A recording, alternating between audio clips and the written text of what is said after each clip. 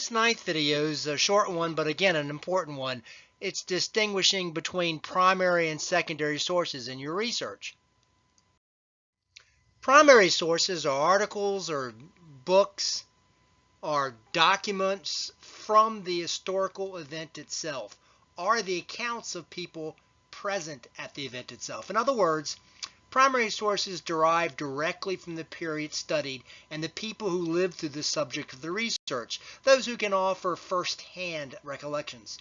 There are a great many examples of primary sources, which can include government documents, diaries, newspapers published at the time, articles and books published during the period in question, memoirs, public speeches, or even a physical document such as a piece of clothing or a photograph or a tool.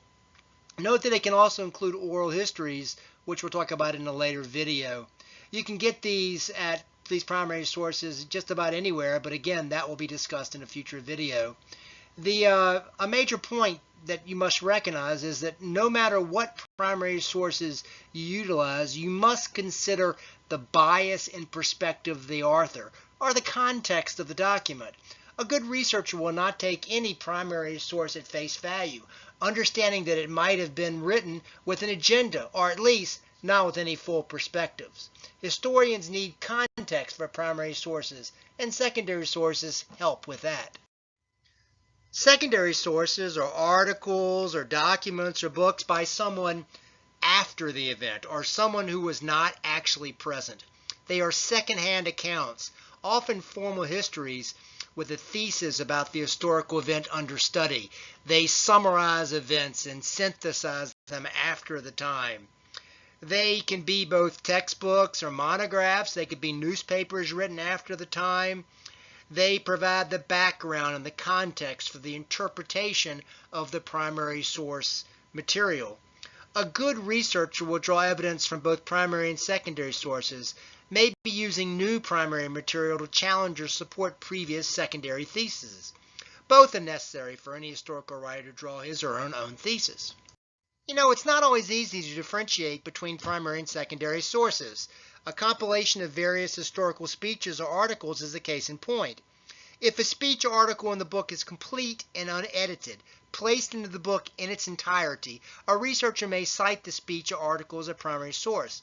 If, however, the compilation's editor has in any way changed or shortened the speech or article, then the researcher can no longer consider it a primary source. A researcher must always be careful. Just because people were alive at the time of the historical event under study, they are not primary sources unless they were directly involved and related to their own experiences. An example may help here. A Kansas housewife who was alive when her husband went to fight in World War II could not be considered a primary source on fighting in the war. She did not fight.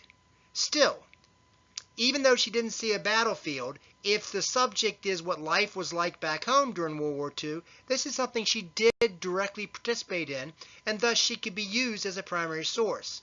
In short, whether a source is primary or secondary depends on both the source itself and the researcher's specific topic.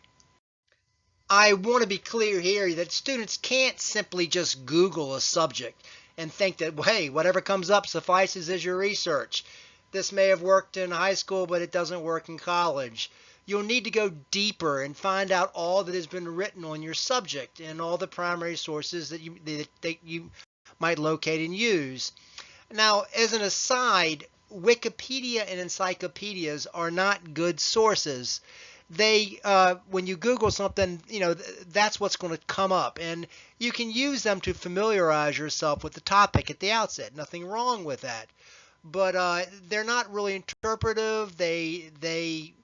Wikipedia certainly is subject to error, and so you can use them to familiarize yourself, as I say, but do not cite them or rely on what they say other than to familiarize yourself.